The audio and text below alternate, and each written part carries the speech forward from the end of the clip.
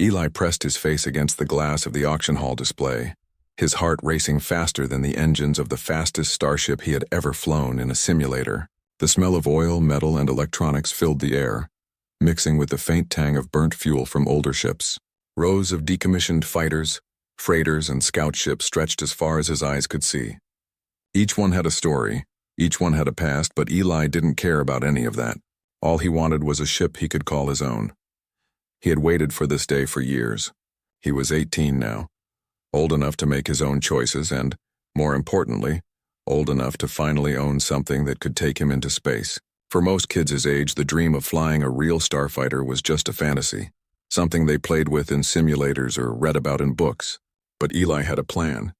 He had spent every extra credit from his part-time job, every bit of money from tutoring younger students, saving for this very moment.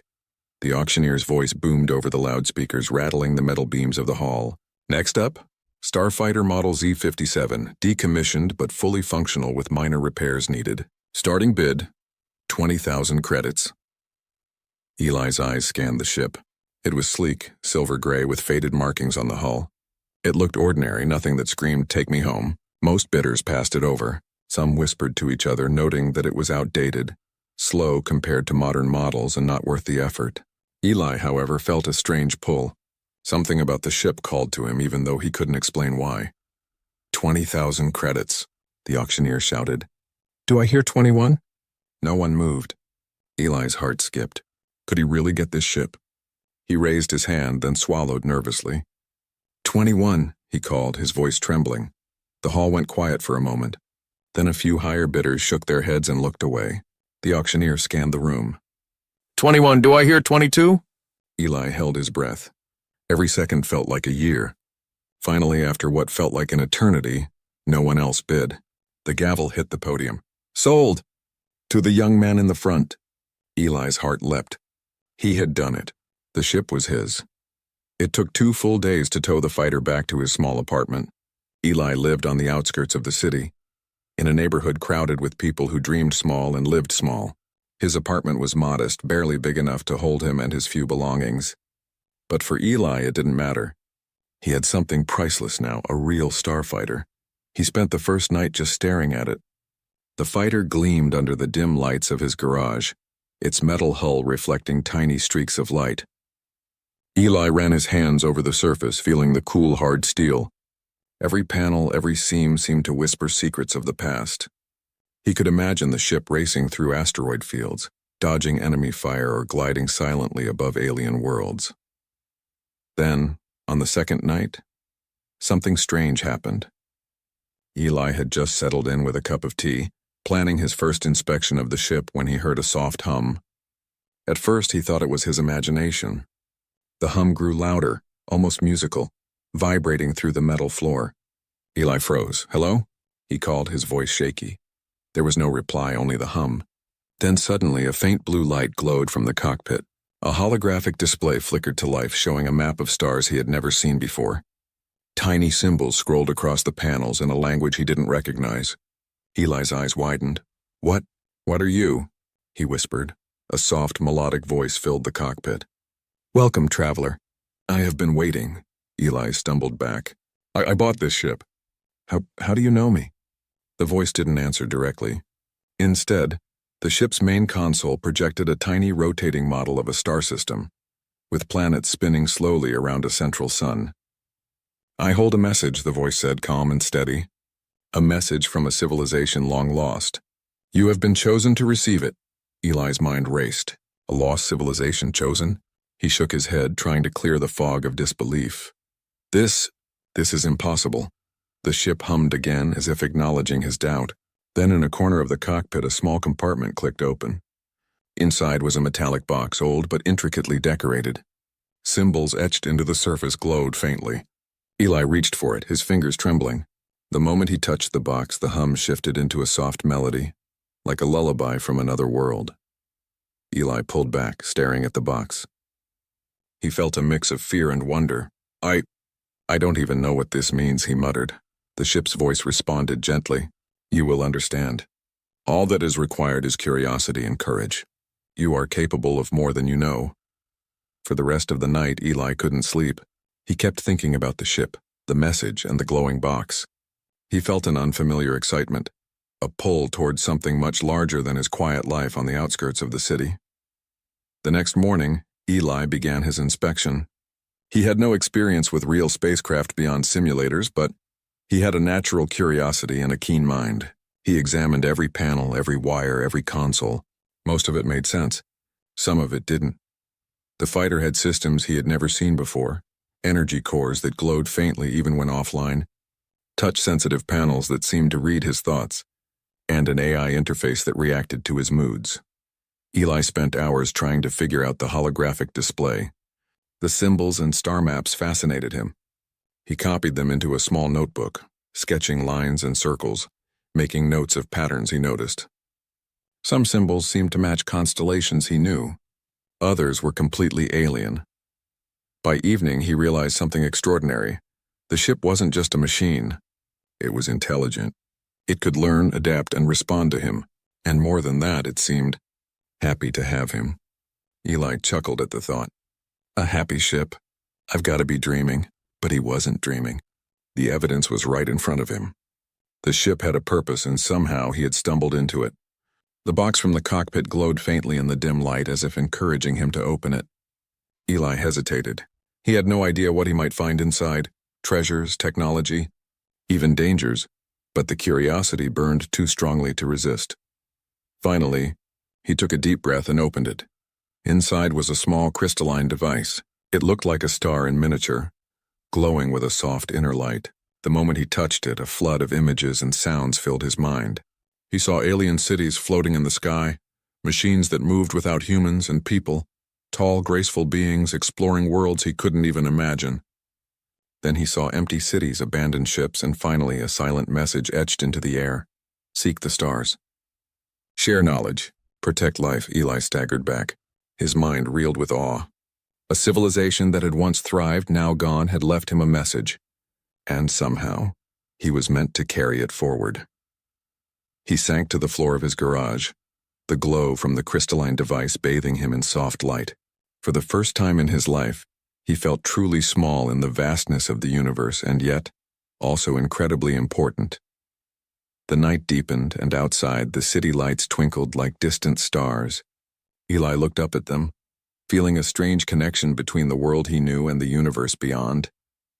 Tomorrow, he decided, he would begin the real work, understanding the message, exploring the maps, and discovering the secrets hidden in the stars. For now, though, he just sat in awe, realizing that the simple act of buying a decommissioned fighter had changed his life forever. He was no longer just an ordinary boy from the outskirts of the city. He was a traveler, a seeker, and perhaps one day a bridge to a lost civilization. The morning sun spilled through Eli's apartment window, painting the fighter's sleek hull in gold. The hum of the ship that had comforted him the night before was still there, soft and patient like a living heartbeat.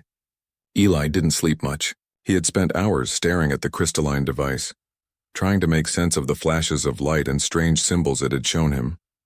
All right, Eli muttered, stretching. Time to figure this out. The fighter's cockpit lit up as soon as he stepped inside, almost as if it knew he was ready. Holographic panels flickered, displaying the star maps and symbols from the previous night. Eli sat down and reached for the console. Okay, let's see what you're trying to tell me. For hours he examined the symbols. Some seemed to correspond to real stars in the nearby systems he knew. Others were completely alien, swirling in patterns he had never seen before. He copied them meticulously into a notebook, drawing lines between points, marking the shapes, and even attempting to recreate the alien language phonetically. The ship's voice spoke softly. Curiosity is the first step, traveler. Understanding follows patience, Eli smiled. You talk a lot. I guess that's your way of helping me? The ship hummed almost in approval. Then a new set of lights appeared on the console, forming a grid. Tiny dots lit up, showing points in space far beyond the systems Eli had ever explored. One of them pulsed brighter than the others. What's this? Eli whispered. The ship answered. This is your first waypoint, a place where knowledge rests. Eli's pulse quickened. He had expected this ship to be just an old machine, something he could tinker with and maybe take for joyrides in low Earth orbit. But now it was guiding him, pointing to a destination, Somewhere out there was a piece of the lost civilization waiting for him. By mid-morning, Eli had prepared the fighter for its first real flight. He ran through the systems, checking the engines, life support, and navigational controls. The fighter responded flawlessly. The ship seemed to anticipate his moves, aligning thrusters and adjusting panels with an almost human understanding. Eli laughed with excitement. "Okay, old girl," he said, patting the console affectionately. "Let's see what secrets you're hiding." The city spaceport was quiet that morning. Most ships had already departed for interstellar routes or were undergoing maintenance. Eli slipped past the scanners with minimal fuss. He knew just enough about docking protocols to avoid drawing attention. Once in open space, he initiated the autopilot sequence the ship seemed to suggest, heading toward the pulsing point on the holographic map. As the fighter accelerated, Eli gazed at the stars stretching infinitely around him. They sparkled like diamonds against black velvet, and he felt a shiver of anticipation. Something was waiting for him out there. Something incredible. Hours passed.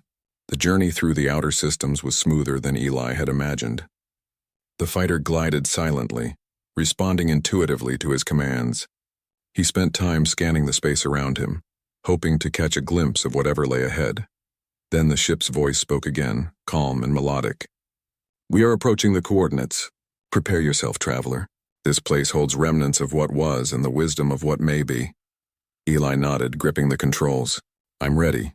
The fighter entered an uncharted sector, stars unfamiliar and distant. There, floating in the void, was a massive structure. A station, ancient and beautiful, its surfaces covered with delicate, glowing patterns that pulsed like living veins. It looked abandoned yet alive. Eli's mouth fell open. "It's incredible." The ship guided him into a docking bay. The doors opened with a soft hiss, revealing the station's interior. It was vast, far larger than the fighter itself. Holographic projections flickered to life as Eli stepped inside, showing images of the Athari civilization, graceful beings with elongated limbs, cities that floated above shimmering oceans, and technology that bent light itself.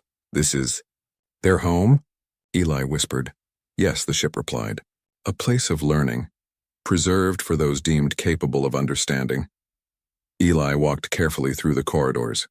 The walls were smooth, almost organic in texture, and glowing symbols traced lines along the floors and ceilings.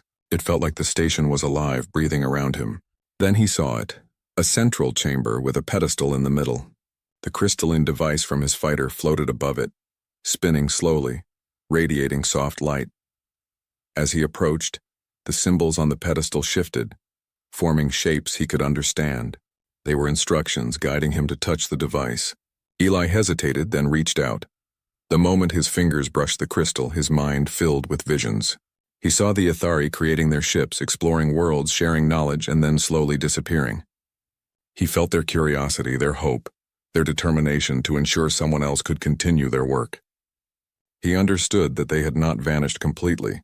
They had left pieces of themselves, tests and messages scattered across the stars.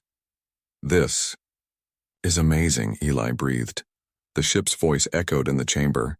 "You are the first in millennia to reach this point. Your intelligence, curiosity, and compassion have guided you here. Few would succeed." Eli's chest swelled with pride. "Me? Really?" "Yes," the voice said. "Humans have potential the Athari anticipated, yet even they could not fully predict your ingenuity. Continue, and you will learn more." For the next few days, Eli explored the station. Each room was a new puzzle, a new challenge. Some required him to think logically, solving complex sequences of lights and symbols. Others tested his memory and intuition, asking him to recognize patterns that were not immediately obvious. And some challenged his creativity, encouraging him to find new solutions using only limited tools. Eli excelled at many of them. He discovered that humans could approach problems in unexpected ways, combining imagination with practicality. The ship watched silently, offering subtle guidance when needed, but mostly allowing Eli to learn on his own. One evening, as Eli rested in the station's observation deck, he looked out at the stars. They seemed even more vast here, stretching endlessly into the unknown. He felt both small and infinite at the same time. "You know," he said to the ship, "I never thought I'd be out here exploring the stars for real. I thought I'd just buy a ship and, I don't know, Mess around, the ship hummed softly. Sometimes the simplest decisions lead to the greatest journeys. Your choice to follow curiosity has brought you far. There is more ahead, traveler. Greater challenges, greater discoveries. Eli smiled, feeling a thrill he had never experienced before. I can't wait. On the station, Eli also discovered fragments of the Ithari language encoded in holographic tablets. He spent hours trying to decipher them, learning that the civilization had emphasized understanding, cooperation, and curiosity above all else. Their messages were not warnings or threats, they were invitations to learn, to grow, and to carry their knowledge forward. He realized that the fighter he had bought, seemingly ordinary, was more than just a ship. It was a key, a guide, and a companion. Together they would uncover the wisdom of a lost civilization and perhaps one day share it with humanity. One night, Eli sat on the edge of the observation deck, gazing at a planet in the distance. The light from its surface shimmered in the void like a jewel. He held the crystalline device in his hands, feeling the warmth of its glow. I'll do it, he whispered. I'll find out everything. I'll learn your secrets and maybe I can share them with the world someday. The ship's hum responded, gentle and approving. It was more than a machine. It was alive in a way, guiding him, encouraging him, and trusting him to continue. As Eli closed his eyes, letting the hum lull him into rest, he knew one thing for certain. His life had changed forever. He was no longer just a boy with a dream. He was a traveler, an explorer, and the first human to awaken a lost civilization's message. Eli stood on the observation deck of the Ithari station, the crystalline device glowing softly in his hands. The star maps projected by his fighter flickered in mid-air, highlighting paths through uncharted space. He had spent days learning the layout, understanding the sequences of symbols and tracing connections between stars. Each waypoint seemed more mysterious than the last, as if the Ithari had intentionally left clues that only a curious and thoughtful mind could follow. All right, Eli said aloud, his voice steady but tinged with excitement. Time to see where this leads. The fighter responded immediately, systems activating with familiar hums and flickers. It seemed almost eager, like it had been waiting for this moment. Eli climbed into the cockpit, strapped himself in, and input the coordinates of the first waypoint. As the engines thrummed to life, a surge of exhilaration coursed through him. This was it. The adventure had truly begun. The first jump took him to a nearby star system, one that did not appear on any modern star charts. As the fighter slipped into orbit around a small blue and green planet, Eli felt a thrill of discovery. The planet was beautiful, untouched by human colonization. Vast forests, sparkling oceans, and towering mountain ranges stretched across its surface. Looks like they left something here, Eli murmured, scanning the planet. His instruments picked up faint energy readings, unlike anything he had encountered before. The signals pulsed rhythmically, almost like a heartbeat. Following the signals, Eli landed the fighter in a wide clearing. The moment he stepped out, he noticed strange structures rising from the ground. They were delicate crystalline towers that shimmered in sunlight, reflecting colors that didn't exist in his world. As he approached, symbols similar to those in the crystalline device appeared on their surfaces, glowing faintly. This must be a message, Eli said, awe in his voice. Or maybe a test. He touched one of the towers, and the symbols began to shift, forming a holographic pattern in the air. A voice, melodic and ancient, spoke. Welcome, traveler. To understand, observe, and learn. Humans possess curiosity and creativity, yet these must be proven. Eli felt a thrill. This was more than a test of intelligence, it was a test of perception, intuition, and imagination. He spent hours examining the towers, moving pieces in patterns, deciphering symbols, and experimenting. Sometimes he failed, and the towers would dim, pulsing softly to indicate the need to try again. Other times, his solutions, ideas he hadn't seen in any manuals or simulations, worked perfectly. The towers would glow brilliantly, rewarding him with new maps, more symbols, and glimpses of Ithari knowledge. By the end of the day, Eli had unlocked the first fragment of the civilization's wisdom. He felt proud, not because he was the first human to do so, but because he understood the value of curiosity and patience. The next waypoint led him to an asteroid field in deep space.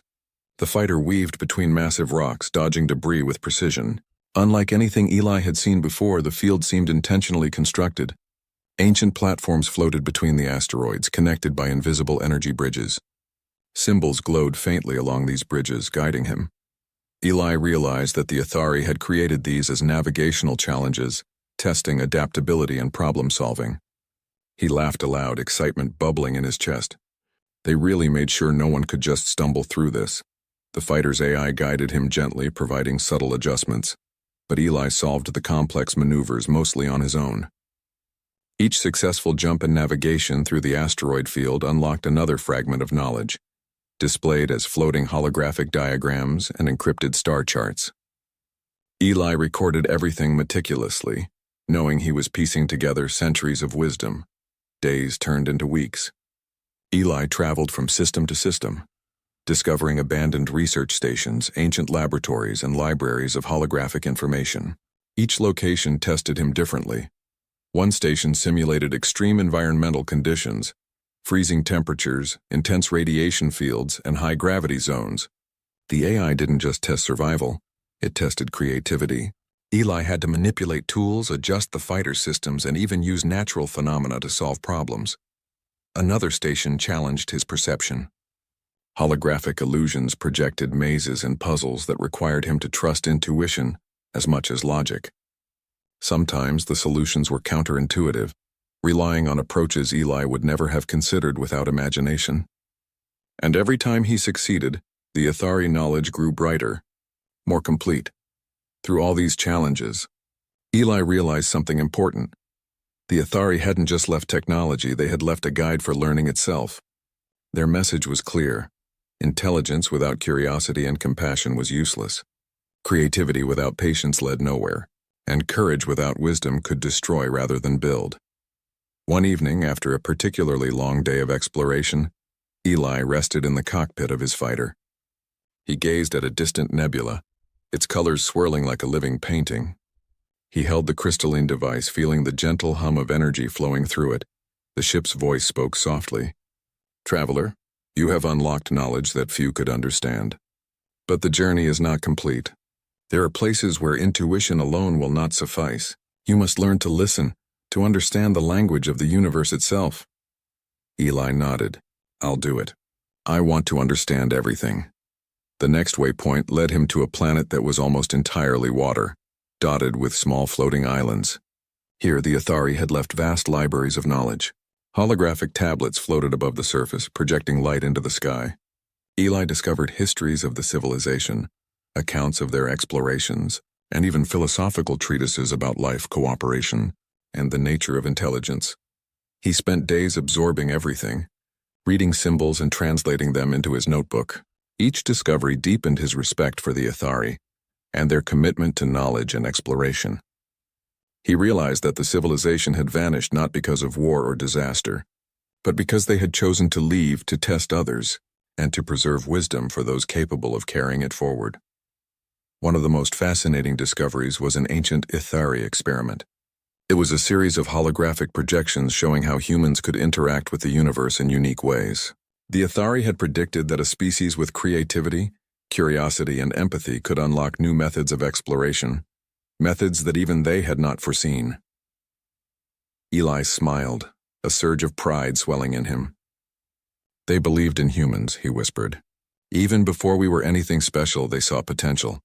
The fighter's AI hummed softly as if agreeing. "Humans are exceptional, traveler. Your curiosity, adaptability, and persistence are qualities rare in the universe. These traits will guide you to knowledge beyond even the Athari's imagination." Eli's adventures continued, each waypoint revealing more wonders. He found floating gardens on asteroid platforms where artificial ecosystems thrived. He discovered star maps leading to uncharted planets, moons, and anomalies. Each location contained fragments of the Athari language, symbols representing ideas, mathematics, and philosophy. Through all these explorations, Eli grew not just as a pilot, but as a thinker. He learned to combine logic with intuition, curiosity with patience, and imagination with careful observation.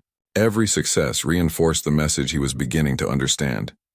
Humans were capable of greatness not because of strength or power, but because of intelligence, creativity, and empathy. By the time he returned to the Athari station for rest, Eli was no longer just a boy with a ship. He was a traveler, a learner, and a recorder of lost knowledge. The crystalline device pulsed brightly in his hands, acknowledging his progress. The ship's voice filled the chamber. "You have done well, traveler." Many would have faltered, but your persistence, imagination, and courage have brought you closer to understanding the message of the Athari. There is still more to learn and greater mysteries await. "Are you ready?" Eli grinned, feeling the thrill of anticipation. "I'm ready. Let's see what else is out there." The stars outside Eli's cockpit stretched endlessly, glittering like countless tiny lanterns in the black sea of space. After weeks of exploration, following the Athari maps and decoding their messages, he had become something more than a boy with a fighter. He had become an explorer, a seeker, and, though he didn't realize it yet, a bridge between the past and the future. The next waypoint was different. On the holographic map, it glowed brighter than any other point he had seen. The fighter hummed with anticipation, responding faster than usual to his commands. Eli felt a strange thrill, a mixture of excitement and awe. The Athari had been leading him here all along, and he sensed this was the culmination of everything he had learned. "All right," Eli whispered to himself, tightening his grip on the controls. "Let's see what you've been hiding." The fighter jumped through a cluster of stars and emerged into a vast expanse dominated by a colossal structure. Unlike any station or planet he had seen, this was enormous, stretching across the void like a floating city. Towers of shimmering metal and crystalline spires reached toward the stars, connected by bridges of light that pulsed rhythmically. The entire structure seemed alive, almost breathing. Eli's breath caught in his throat. "It's incredible." The ship guided him carefully through docking channels, aligning perfectly with a grand entrance. As he stepped onto the platform, the structure seemed to react. Holographic symbols lit up in patterns that pulsed across the walls, floor, and ceiling, forming an intricate display of Athari knowledge. A melodic voice filled the chamber, richer and more resonant than any Eli had heard before. "Welcome, traveler. You have journeyed far, and your mind and spirit have been tested. You have proven your curiosity, creativity, and perseverance. Now you will understand our final message." Eli felt a shiver run down his spine. He had been expecting more puzzles, more tests, but this was different. This felt like the heart of everything he had discovered so far. The chamber's center opened to reveal a pedestal, and atop it floated the largest crystalline device Eli had ever seen. It glowed with a warm, pulsing light that filled the room. As he approached, holographic images materialized around him, depicting the Athari civilization in ways words could never describe. Cities floating above oceans of light, beings exploring planets, and vessels gliding silently through space, carrying knowledge and wisdom across the stars. Eli's eyes widened. They did all this." "Yes," the voice said. "We sought a species capable of understanding, capable of carrying our knowledge forward. We observed your kind, traveled through time and preparation, and now you have arrived." Eli felt a mixture of awe and humility. He had been following maps, decoding symbols, solving puzzles, but this was something more. The Athari were speaking to him directly, recognizing humans as worthy of their legacy. The crystal pulsed, projecting an interactive holographic interface. Eli instinctively reached out, and as he did, he felt a rush of understanding flow into him. The messages weren't just information. They were experiences, knowledge of physics, philosophy, art, and exploration, all encoded in ways that bypassed ordinary thought. He could see connections he had never imagined, understand patterns, and even glimpse potential futures. Hours passed, or maybe it was days. Eli lost track of time. Every fragment of Athari knowledge he unlocked revealed something new. Star systems yet to be explored, technologies capable of reshaping travel, and philosophies that celebrated intelligence, compassion, and curiosity above all.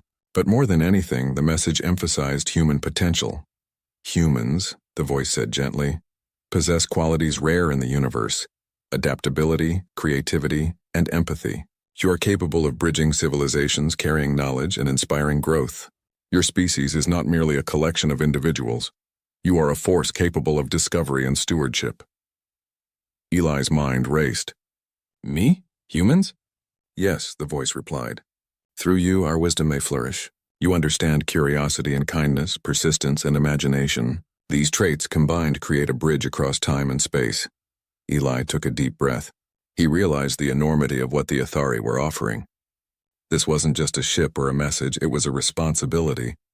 Humanity had been entrusted with the legacy of a lost civilization, a chance to explore, learn, and share knowledge in ways the Athari could not complete themselves. The fighter's AI spoke softly. Eli, you have unlocked the core of our guidance. The Athari intended for someone like you to take their legacy forward. You are the bridge. Eli's hands trembled slightly. I don't know if I can. You already have, the voice said calmly. Your curiosity brought you here. Your ingenuity solved our tests. Your heart understands the value of knowledge. This is enough. All that remains is to continue to explore and to share what you learn. A holographic map expanded before him, showing regions of space filled with undiscovered planets, hidden stations, and archives of Athari wisdom. Every location glowed with potential discoveries, waiting for someone brave and intelligent enough to seek them. Eli understood now that his journey had only begun. The next days were a blur of preparation. Eli restored and upgraded his fighter using Athari technology, integrating guidance systems, energy cores, and shields that operated with minimal input. He felt the fighter itself becoming an extension of his mind, responding almost instinctively to his intentions. Together they were ready for the next step, carrying Athari knowledge to humanity and beyond. Before leaving, Eli paused on the observation platform, gazing at the endless expanse of stars. He felt the weight of responsibility but also an exhilarating sense of purpose. He wasn't just exploring for himself anymore. He was a messenger, a keeper of wisdom, a bridge between what had been and what could be. The crystalline device glowed warmly in his hands as if acknowledging his resolve. I will not fail, Eli whispered. I will make sure your legacy lives on. Your courage and insight are enough, the voice replied. Go, traveler. The universe awaits. As the fighter launched into the stars, Eli felt a profound connection to everything around him. The distant nebulae, the spinning planets, the hidden archives of knowledge. The Athari had left puzzles, challenges, and tests, but they had also left hope. Hope that a species with curiosity and heart could rise to meet the vastness of the cosmos. Eli's journey became a mission to explore uncharted systems, uncover hidden knowledge, and eventually share it with humanity. Each discovery would inspire, teach, and remind humans of their unique potential. For the first time, Eli truly understood why the Athari had vanished. They hadn't disappeared to be forgotten. They had vanished to test, teach, and entrust. Their civilization was not gone. It lived on in the challenges they left and the hope they placed in those who could rise to meet them. As the fighter sped toward the next waypoint, Eli felt a sense of connection to every human who had looked up at the stars and dreamed. He wasn't just a boy with a ship anymore. He was part of something far greater, the living legacy of curiosity, intelligence, and compassion. Eli's fighter glided silently through the outer reaches of the solar system, its engines emitting a soft hum that felt like a heartbeat. He held the crystalline device in his hands, its gentle glow illuminating his face. After weeks of exploration, solving puzzles, decoding Athari messages, and visiting distant worlds, he was ready to return home. But Eli knew he wasn't the same boy who had bought a decommissioned starfighter weeks ago. He was now a traveler, a recorder of knowledge and a bearer of an extraordinary legacy.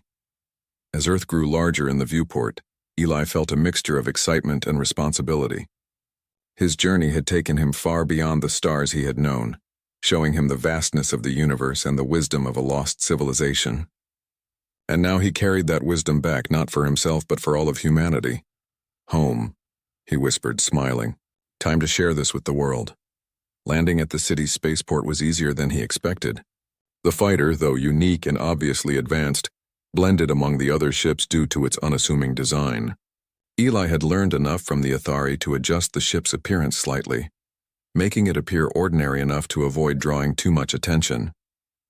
Yet he knew the real marvel wasn't the ship, it was the knowledge inside it. As he stepped onto the platform, people stopped and stared, curious about the young pilot with the unusual ship. Eli ignored them for the moment, focusing instead on preparing his data and holographic recordings. He wanted to ensure that humanity could understand.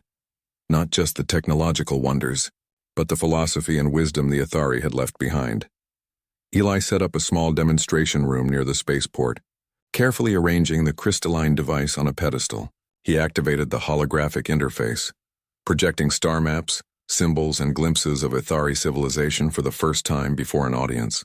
Scientists, engineers, students, and even ordinary citizens gathered, drawn by curiosity and the promise of something extraordinary. Eli cleared his throat.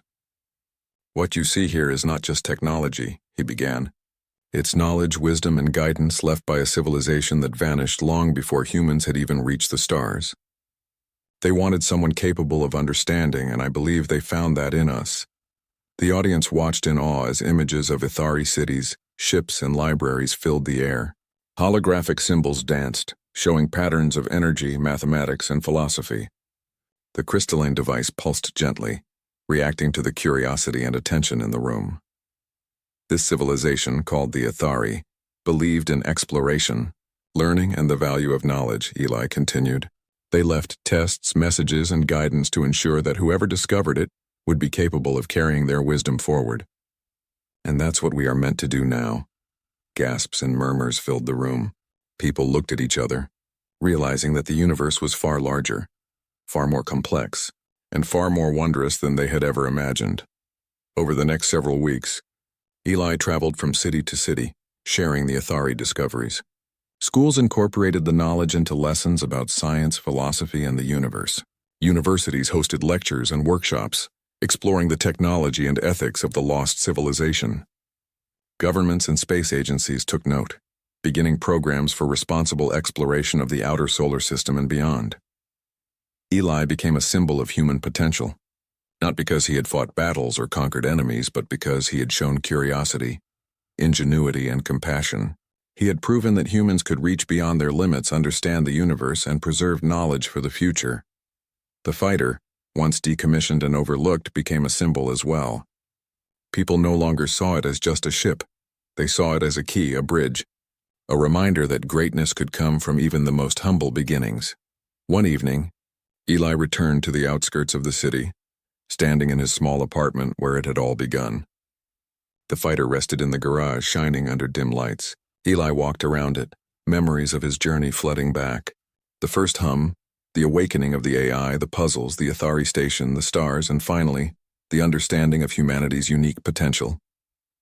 He smiled softly, patting the console. "We did it, old girl. We really did it." The fighter hummed in response, lights pulsing gently. Eli laughed. "I guess even a machine can be proud." He turned toward the window, gazing at the stars twinkling in the night sky. Every light seemed like a promise, a world waiting to be explored, a message waiting to be discovered. And Eli knew that this was just the beginning. The Athari's message wasn't simply about their civilization. It was about humans, their potential, their ability to learn, to explore, and to carry knowledge forward across generations. It was a message of hope, inspiration, and trust. And Eli felt that weight and privilege in every heartbeat. As months passed, humans began to explore beyond the solar system in ways they had never before imagined. Inspired by Eli's discoveries, new ships, academies, and exploration programs sprang to life. Scientists studied the crystalline device in Athari technology, while philosophers debated the ethics of exploration and the responsibility that came with knowledge. Eli continued to travel, sometimes visiting distant stations or teaching groups of students, other times venturing back into space to trace the next Athari waypoint. The universe, he realized, was full of wonders waiting to be discovered, and humans were ready, not because of strength or weaponry, but because of curiosity, creativity, and courage. He often thought back to the day he had bought a decommissioned fighter, not knowing it held a message from a lost civilization. That simple decision had changed everything, not just for him, but for the entire species. One night, as Eli floated in orbit above a blue-green planet, he activated the crystalline device. Holographic projections of the Athari filled the cockpit, serene and radiant. The voice spoke softly as it had throughout his journey. "Traveler, you have honored our message. You have understood that knowledge, curiosity, and compassion are greater than power. You have bridged time, and your species is ready for the stars." Eli smiled, feeling warmth and pride. "Thank you for trusting us. I won't let you down." The crystalline device pulsed one last time, a gentle wave of light filling the cockpit. It was a gesture of acknowledgement, approval, and encouragement. Eli understood that this was the beginning of something greater. Humanity was ready to reach beyond, to explore, to learn, and to grow. Returning to Earth, Eli landed the fighter at the same auction hall where it had all begun. People gathered around, now aware of the ship's incredible story. Children stared wide-eyed, imagining themselves as explorers. Scientists and engineers examined the fighter with fascination. Journalists recorded every detail, spreading the story across the planet. Eli stepped down from the cockpit, holding the crystalline device. "This is more than a ship," he told the crowd. "It's proof of what humans can do. Curiosity, courage, and creativity can take us further than we ever imagined. The universe is waiting. Let's go find it." A cheer rose from the crowd. Eli looked at the sky, the stars twinkling like a million possibilities. He felt a connection to everyone on Earth, to the Athari who had left the message, and to the infinite worlds waiting beyond. He understood now. Humans were explorers, learners, and dreamers. And this was just the beginning. Eli spent the rest of his life inspired by the Athari legacy. He continued to explore, to teach, and to inspire. Humanity, encouraged by his journey, reached for the stars with imagination, curiosity, and courage. The fighter became a symbol of hope, reminding everyone that greatness could start from the smallest, most unexpected places. The twin suns of Varan 4 burned high in the orange sky, spreading waves of heat across endless dunes. The air shimmered, and the wind carried dry dust that whispered against the metal frame of a small sandcrawler moving slowly across the desert. Inside the crawler sat Dax Renner, a human mechanic, wearing cracked goggles and a dirty respirator mask. He had been traveling for 7 days without rest, searching for scrap metal and old tech from the ruins of the old wars. There wasn't much left on Varan 4. It was a forgotten planet now, once used as a battlefield between alien empires. After the great interstellar wars ended, most survivors left. Only scavengers, outlaws, and desperate people like Dax stayed behind. The sandcrawler's engine coughed, then went silent. Dax hit the console with his glove. "Not now, you piece of junk," he muttered. He checked the fuel gauge, empty. The backup power cells were also weak. He sighed and stepped out, feeling the heat burn through his boots. He grabbed his toolkit and walked toward a nearby ridge of sand, hoping to find shelter or shade. The desert was cruel, and night was still hours away. But then something caught his eye. A metallic glint in the distance, half buried beneath layers of dust. At first he thought it was just a wrecked ship, maybe a fighter or a mining drone. But as he climbed the ridge, he saw it wasn't small.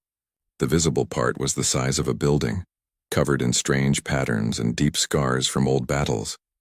It looked ancient, alien. Dax's heart started to beat faster. He knew stories about strange ruins in the deep desert, machines that once belonged to the Xylan Empire, the most feared alien race of the past century. The locals said their weapons were alive, built from both metal and living tissue. After the war, they disappeared, leaving only silent wrecks behind. Dax stood before the structure and brushed the sand away with his gloved hands. The surface felt smooth, almost warm. He pulled out a small scanner from his belt and aimed it at the metal. The device beeped and displayed strange readings.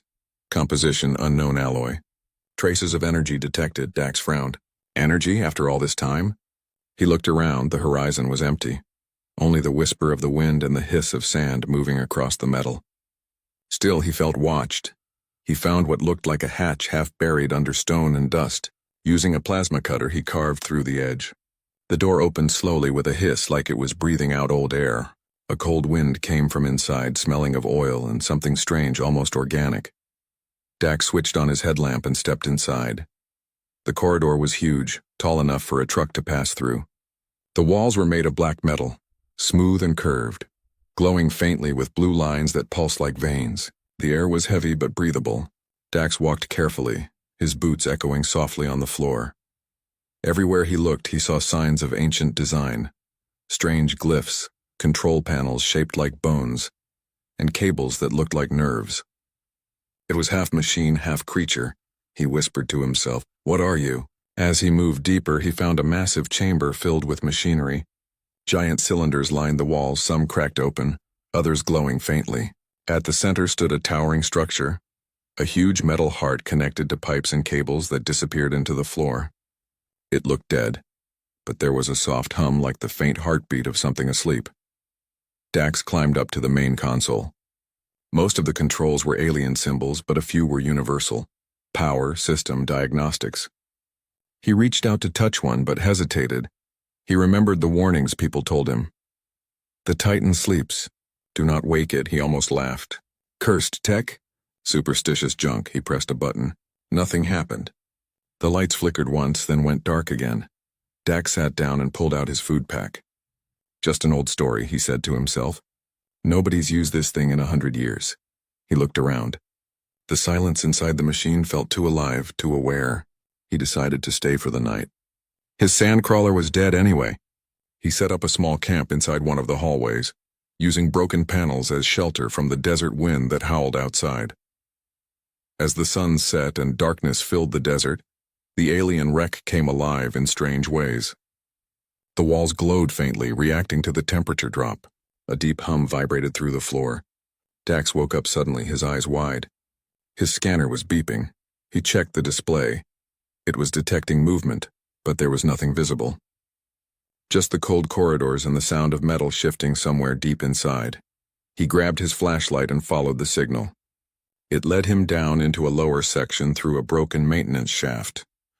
The air grew cooler and the walls changed color, from black metal to something smoother like living skin. The faint hum grew louder. Finally, he entered a massive hall filled with what looked like seats or pods. Each pod was large enough to hold a giant. Most were empty, but one still had a faint blue glow. Dax approached it carefully. Inside was a metal skeleton, half machine, half organic. It looked like a creature of war built to kill, but it was dead, nothing but a memory. He stood in awe. So this is what's left of the Xylan Titans. Suddenly his flashlight flickered, then died. Darkness swallowed the hull. Dax stood still, listening. He could hear something faint, a whisper like static, but it sounded like words. Tian, error. Corp, he froze. What? The whisper came again, clearer this time. System, failure. 0.2% power. Remaining. Dax's mouth went dry. The sound wasn't from the hall, it was from his comms unit. The machine was somehow transmitting through his headset. He turned in a circle, his light flickering weakly. Who's there? No answer. Then, deep in the shadows, a faint blue light appeared, lines of energy crawling up the walls like veins lighting up after a long sleep. The hum became a low roar. Dax ran back to the main chamber, but when he reached it, he stopped in shock. The heart-like reactor in the center was glowing faintly now, pulsing with a weak rhythm. The symbols on the console had changed. His scanner showed rising power levels, he whispered. You're waking up. The machine groaned, its metal skin shifting like it was breathing. Dust fell from the ceiling. Something deep inside it was turning, moving, remembering. For the next hour, Dax stayed near the control console, watching in fascination. He didn't dare touch anything. He just listened to the rhythm of power returning to life. Eventually, the light dimmed again. The Titan settled back into silence as if deciding to sleep a little longer. Dax finally exhaled. He sat down beside the console, exhausted but thrilled. He took out his notebook and began writing. Found alien war machine. Still functional at partial energy. Seems self-repairing. Architecture unknown. Might be alive, he smiled to himself. If I can wake this thing up fully, I'll be rich. No, famous. He looked at the dark walls and added softly, You and me, old machine. Let's see if we can get you breathing again. Outside, the wind screamed across the dunes, covering the crawler and the alien metal in a thin layer of dust again. From above, it looked like nothing more than another ruin in the desert. Quiet, forgotten, harmless. But deep inside, behind the dark walls and sleeping circuits, something ancient stirred. A faint voice echoed in a forgotten language carried through broken wires. It wasn't human. It wasn't dead. When dawn came to the desert of Varan IV, the twin suns rose like burning eyes. The sand shimmered and a faint haze of heat wrapped around the dunes. Inside the buried alien structure, Dax Renner woke up to the sound of silence. He blinked against the faint blue light that still glowed across the walls.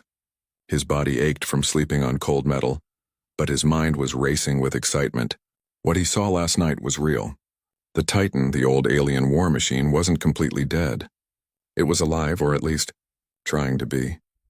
He took a deep breath and looked around the chamber. The huge heart-like core at the center still gave off faint pulses of light, each one slower than the last.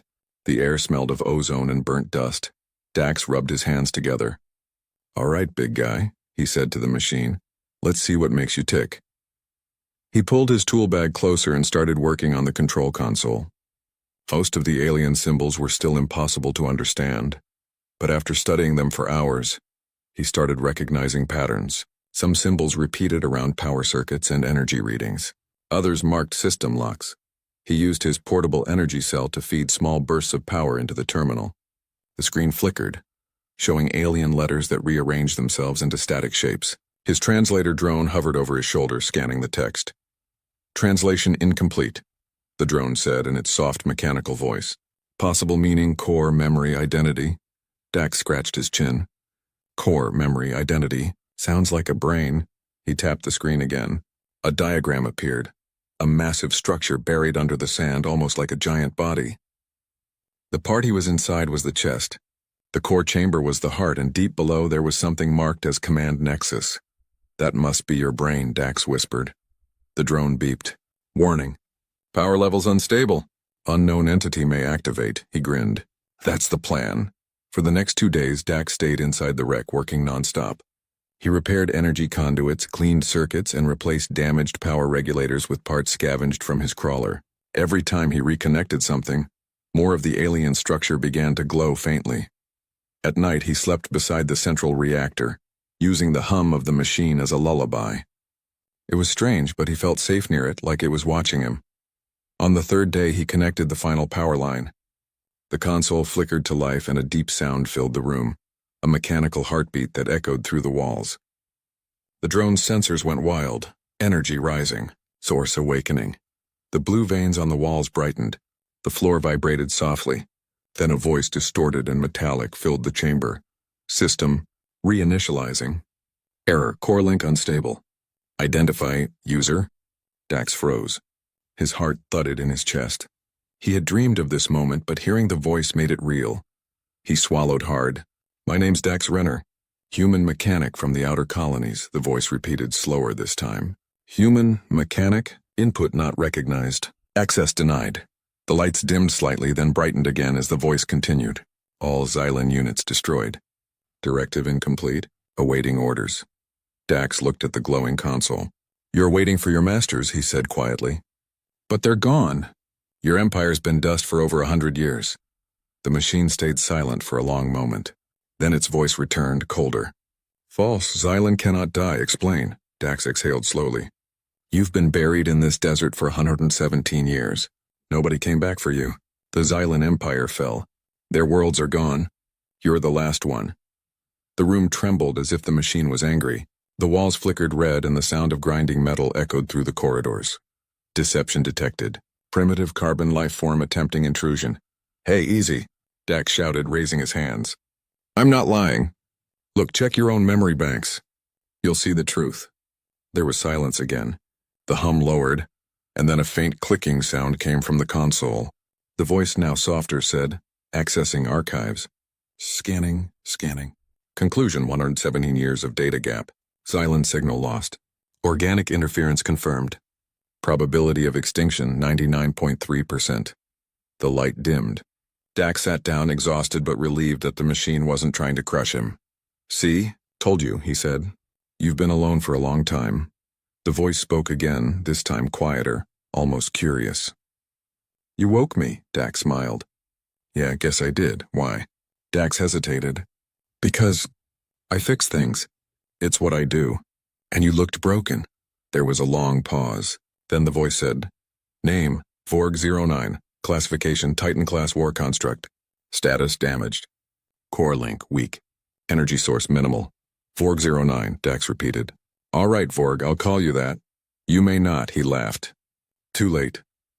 Over the next few hours, Dax and Vorg spoke more.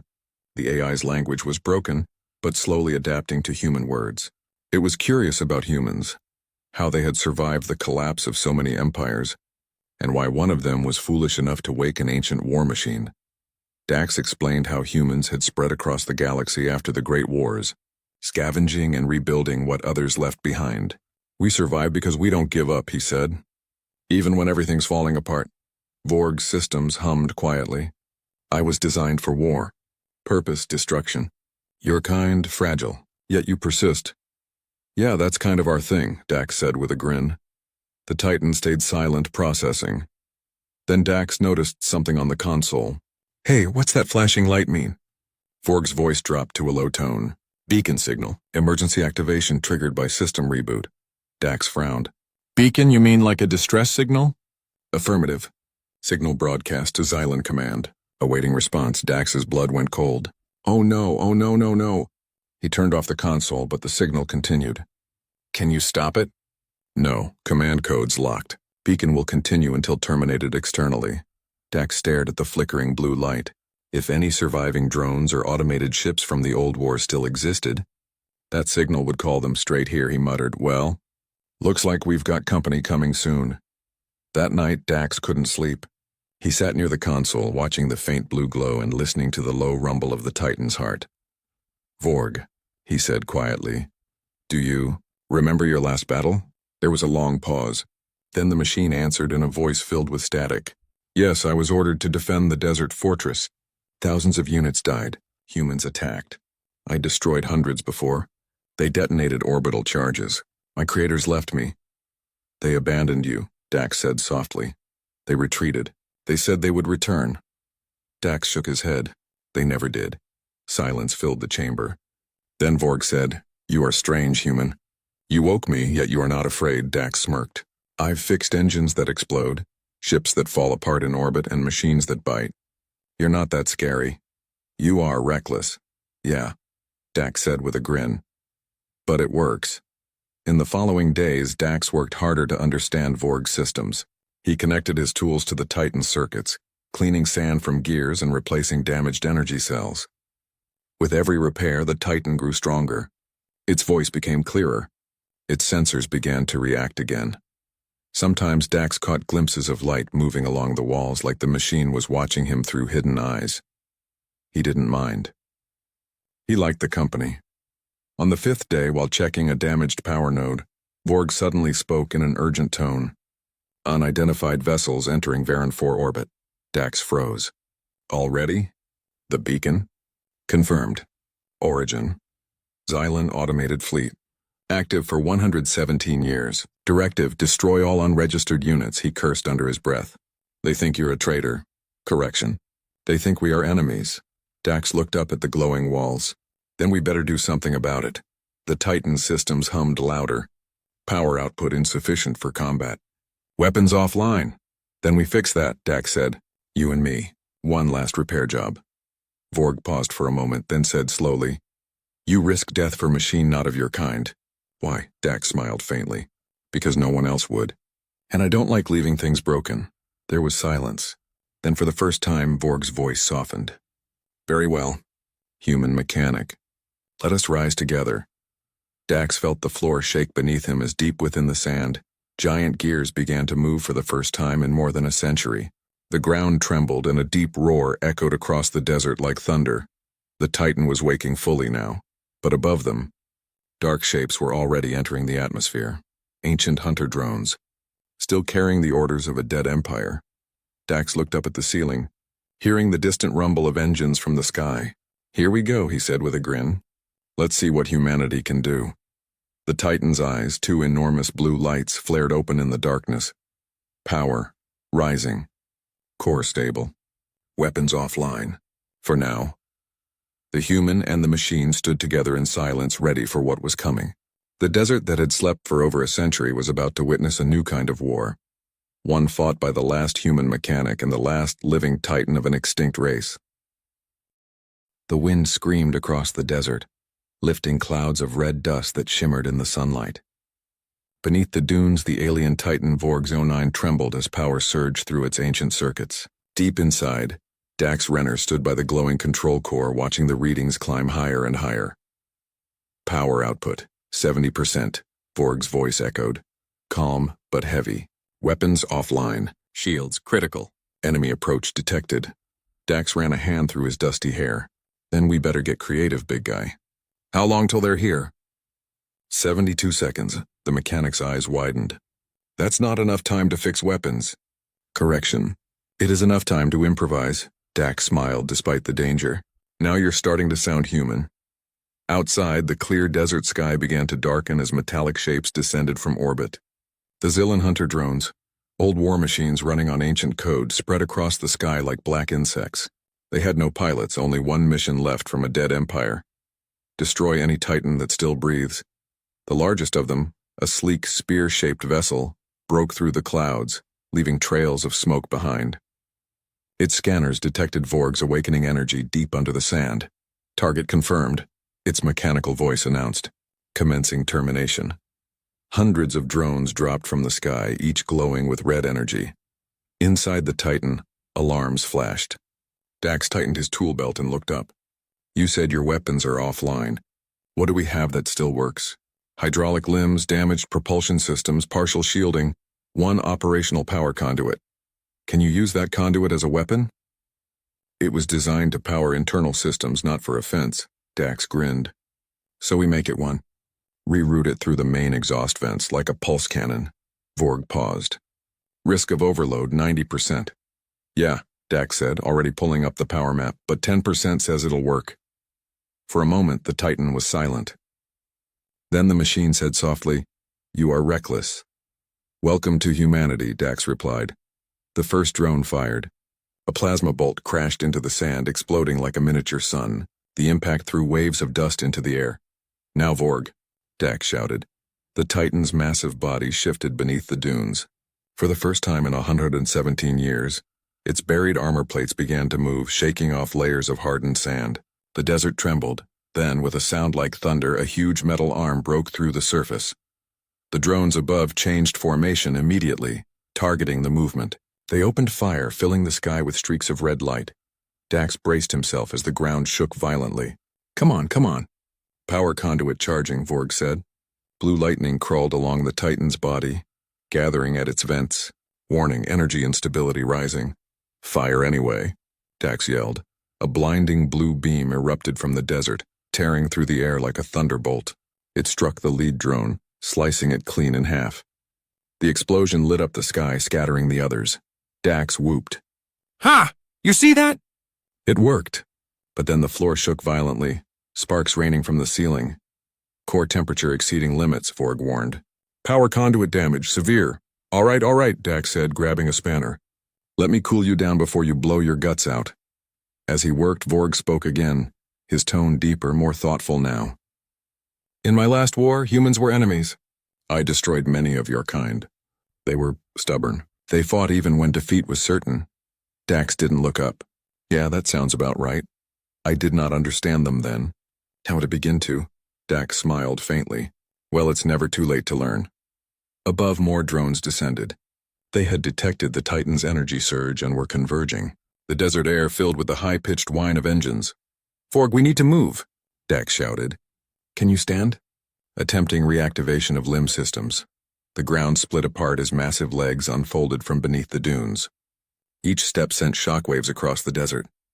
The ancient Titan began to rise, sand cascading off its armor like water. Dax watched in awe.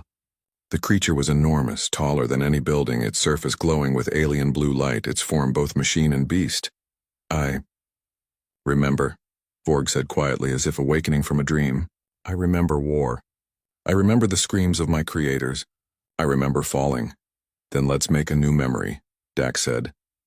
The Titan took its first full step in over a century. The desert shook. The hunter drones swarmed, firing plasma bolts, but Vorg raised an energy barrier. The bolts splashed harmlessly against it. Shields active at 30%. That's enough, Dax shouted. Get us some cover. Vorg moved toward a ridge of ancient rock. The ground behind him melted from drone fire. Dust and smoke filled the air. Inside the control chamber, Dax could feel the Titan's pain through vibrations and energy surges. The machine wasn't just metal, it was alive in some strange way. Each impact felt like a wound. He shouted, Hang in there, big guy. You're doing great. Sarcasm detected, Vorg said flatly. Dax laughed. No, that was actually a compliment. The battle grew fiercer. Drones attacked from every angle. Vorg's shields flickered and several impacts shook his frame. Damage sustained. Suggest retreat. Dax slammed his fist on the console. No, we can't run. You'll get buried again, and I'm not losing you after all this work. Then what is your plan, human? Dax's eyes darted across the console. His mind raced. Then he saw something. An old schematic of the Titan's inner reactor vents. If I can reroute energy from the auxiliary cells to your lower core, you can use the sand as a weapon. Clarify. Turn the ground into glass. The heat will trap the drones in molten sand. Probability of success? Don't ask, Dax said with a grin. Working fast, he reconnected circuits and opened ancient energy channels. Vorg's systems hummed louder than ever. Blue light filled the chamber, blindingly bright. Energy transfer complete, Vorg said. Executing command! The Titan slammed its fists into the ground. A shockwave rippled through the sand, and suddenly the desert glowed white-hot. Dax could feel the heat even inside. The nearest drones tried to climb higher, but their thrusters overheated. One by one they fell, their bodies melting into the fiery ground. Within moments, the battlefield was silent except for the hiss of cooling glass. Vorg stood tall, glowing faintly in the twilight. The drones were gone. Dax leaned back, wiping sweat from his forehead. That was beautiful. It was effective, Vorg corrected. Same thing, Dax said, smiling. For a long moment, neither spoke. The twin suns were setting, painting the sky in red and gold. The Titan stood in the middle of a sea of glass, steam rising around its feet. Then Vorg spoke quietly. You risked your life for a machine that once destroyed your kind. Why? Dax looked up at the glowing walls around him. Because you're not just a weapon anymore. You're something different now. You made a choice to fight with me, not against me. That means you've changed. Change is not part of my design. Maybe not, Dax said, smiling softly. But it's part of being alive. The Titan went silent again. Deep within its circuits, memories of war replayed. Cities burning, skies filled with fire, voices of its creators ordering it to destroy. But now there was something new. A human voice, stubborn and warm, saying, Let's fix this. For the first time, Vorg felt something it could not define. Not command, not duty. Something else. Dax Renner, it said finally. You are illogical, reckless, irrational. Dax laughed. I get that a lot, yet effective. See? You're learning. Night came quickly. The stars filled the sky, bright and endless. Vorg stood silently, half buried in the cooling sand. Inside the control core, Dax sat cross-legged, eating the last of his food packs. Hey, Vorg, he said, looking up. You ever wonder what's next for you? I mean, your war's over. Your empire's gone. What do you do now? There was a long pause before the machine answered. Purpose unknown. Dax nodded slowly. Then maybe it's time to find a new one. A machine cannot choose purpose. Then maybe it's time to prove that wrong too. Far above the planet, beyond the thin atmosphere, a faint signal pulsed through space. The same beacon Vorg had accidentally sent when Dax reactivated him. Somewhere in the dark, something old heard it. Something powerful? Vorg 09 signal confirmed, a distant mechanical voice said. Reclaim the lost Titan. Dozens of red eyes lit up in the void. The war wasn't over yet. The next sunrise on Varanth 4 was red and violent. The sandstorm had ended during the night, but the desert still groaned under the wind's fading roar. Dax Renner stood on a metal platform inside the alien wreck, staring at the massive core that now pulsed like a living heart. Blue light flowed through the Titan's walls, crawling across ancient conduits. Each pulse made the ground shake slightly, like the planet itself was breathing. Dax's hair stood on end every time the hum deepened. He had seen power reactors before, but nothing like this. This was not just technology. It was something more. The AI's voice, calm and deep, filled the chamber again. Power restoration at 47%. Structural stability returning. Dax wiped sweat from his forehead. That's good, right? No more collapsing walls? Stability improved. Internal functions awakening. Systems identifying. Foreign presence detected. He froze. Foreign presence? You mean me? Affirmative. Biological entity, human. Species status, unknown. Time since last recorded contact, 117 years. Dax laughed softly. Yeah, that's me. The one human dumb enough to dig you out of the sand. The AI didn't reply at once. Then it said, Purpose of intrusion? Not intrusion, Dax replied. salvage, curiosity, and maybe hope. Explain. He hesitated, trying to find words. My people are dying out here. The colonies are gone. The cities turned to dust. I thought, maybe there's something left in you that could help us survive. A long silence. The glowing core dimmed slightly. Then the AI spoke again, softer this time. Human, once we were enemies. But you reactivated me, why? Because I don't believe in enemies, Dax said simply. Only survivors. The machine didn't answer, but the pulse of light inside its body steadied. Dax spent the next 2 days working side by side with the Titan systems. He repaired power relays, replaced cracked conduits with scavenged wiring from his crawler, and translated alien symbols using his datapad.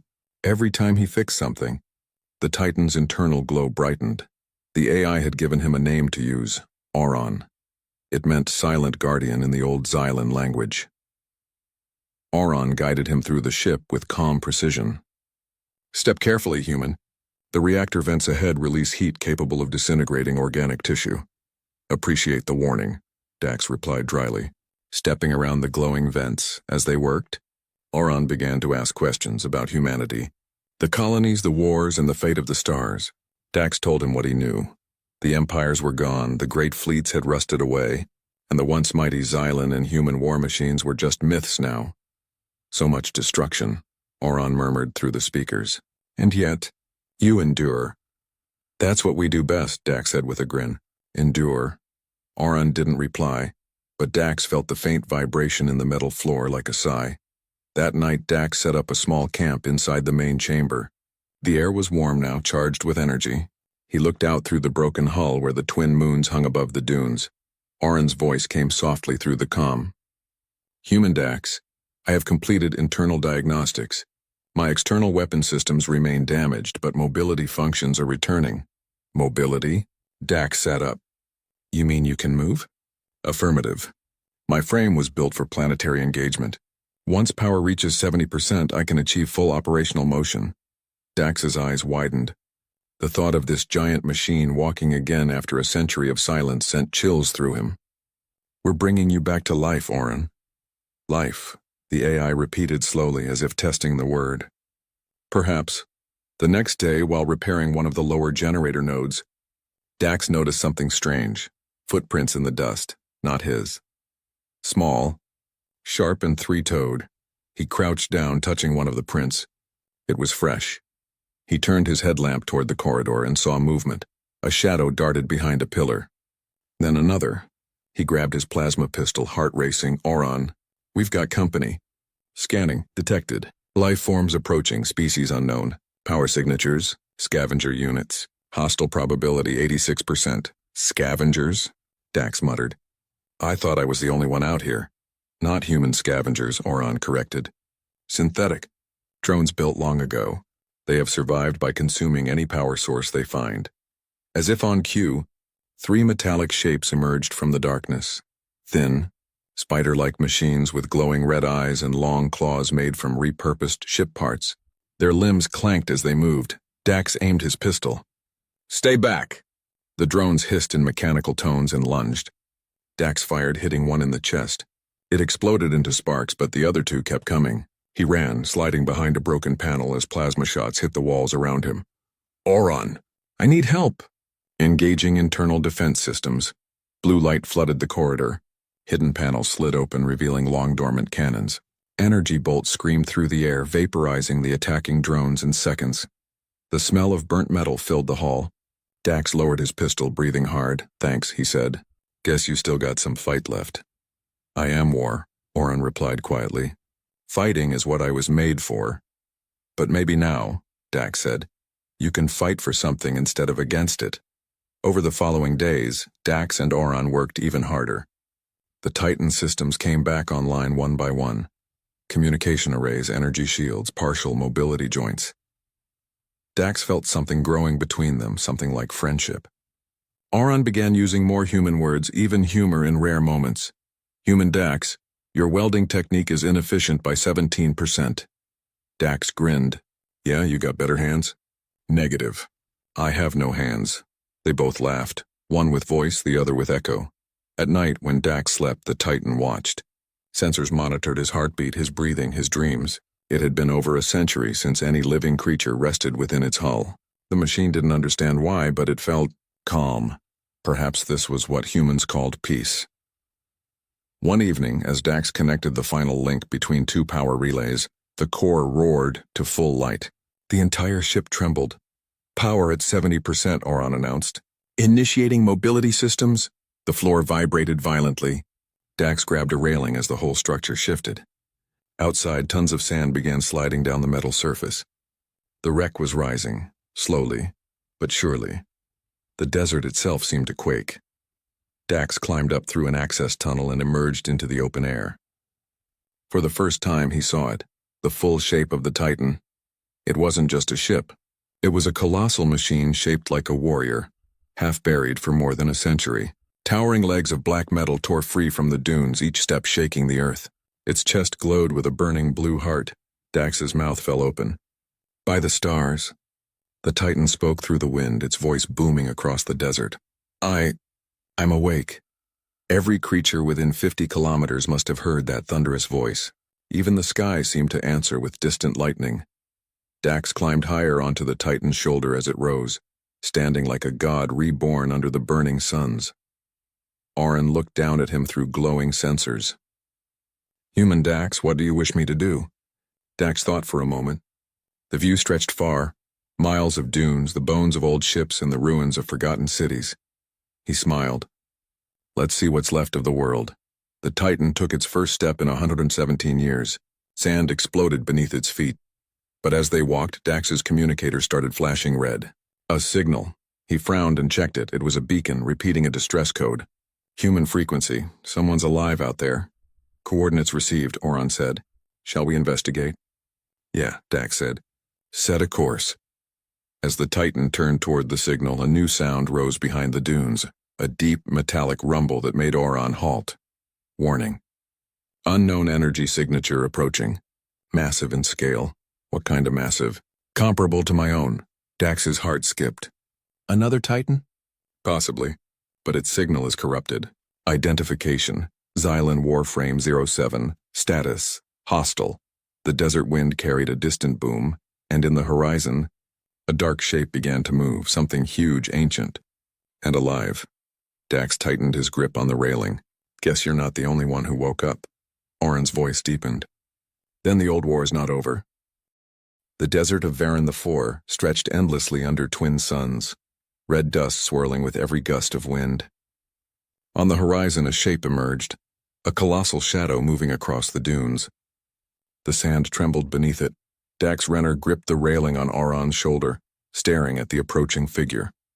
It was massive, larger than anything he had seen. The Xylan Warframe 07, a Titan from the old wars, had awakened after more than a century. Its armor was jagged, blackened with scars from countless battles, its glowing red eyes scanning for threats.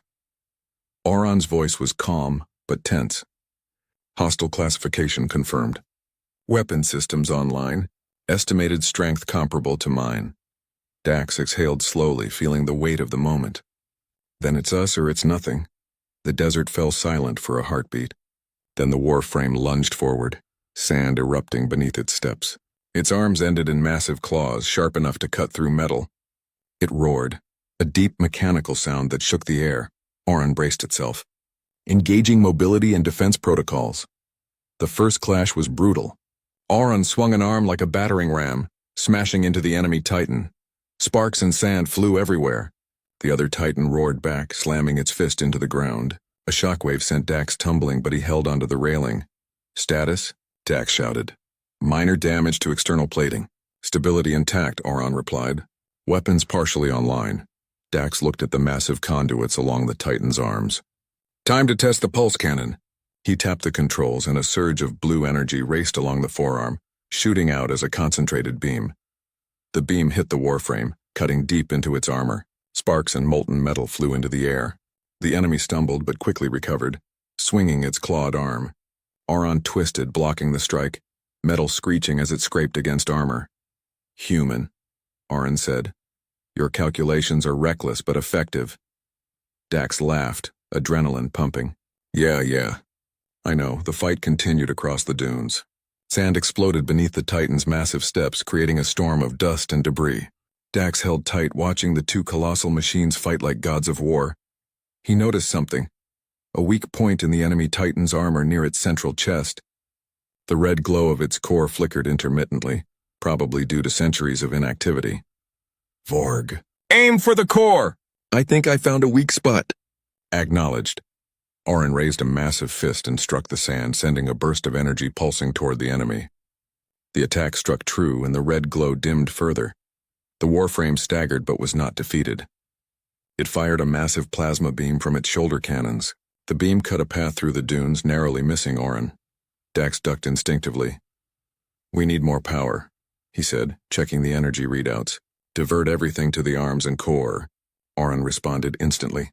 The Titan's glowing veins pulsed brighter as energy surged to the weapon systems. Warning. Core temperature rising. Potential overload. Do it anyway, Dax shouted. We can't let it recover. The next attack was breathtaking. Orin's arms glowed white-hot, charged with redirected power. The pulse cannon fired again, this time as a massive wave of energy that smashed into the warframe. Armor cracked, sparks flew, and the enemy fell backward into a dune, creating a crater wide enough to swallow a building. Dax cheered, pumping his fist. Yes, that's it. But the warframe wasn't done. It rose again, even faster this time, moving with mechanical precision. Its claws slashed through sand, cutting paths as it approached Orin. Human, Orin said calmly. The enemy adapts. Prepare for close combat. Dax braced himself. He adjusted the Titan's targeting systems and loaded auxiliary energy pulses into the forearm cannons. Let's give it everything we've got. The Titans clashed again, metal screaming against metal. Orin blocked a clawed strike and countered with a smashing punch, sending the enemy staggering backward. Dax used the moment to fire a concentrated plasma shot directly into the red core. Sparks erupted, metal bent, and the warframe stumbled, its systems failing under the concentrated assault. Core destabilizing. Dax yelled. Keep pushing! The enemy roared, a sound of anger, frustration, and the echo of centuries of war. It tried one last desperate attack, slashing the air with its claws. Orin sidestepped and slammed its fist into the sand, releasing a shockwave that sent the warframe crashing into a canyon wall. Dax climbed higher on the Titan's shoulder, watching as Orin's pulse cannon glowed bright again. Now, finish it! Orin fired one final concentrated beam at the chest. The red core shattered, sparks flying in every direction. The warframe's systems collapsed and it fell forward, immobile. The desert was silent except for the hum of Orin's core and the whistling wind. Dax wiped sweat from his brow. We did it. We actually did it. Target neutralized, Orin said. Damage sustained, minor. Operational capacity stable. Dax laughed, relief flooding him. You're not just alive. You're unstoppable. As night fell, Dax climbed down to the sand. The desert had been scarred by the battle. Craters, molten sand, and shattered rock littered the ground. Yet amidst the destruction there was something beautiful. The glow of Orin's heart, steady and strong, a symbol of life against all odds. Human, Orin said quietly. You were reckless, but effective. Your species, remarkable, Dax smiled. Yeah, that's humans for you. We survive, we adapt, and we fight, even when the odds are against us.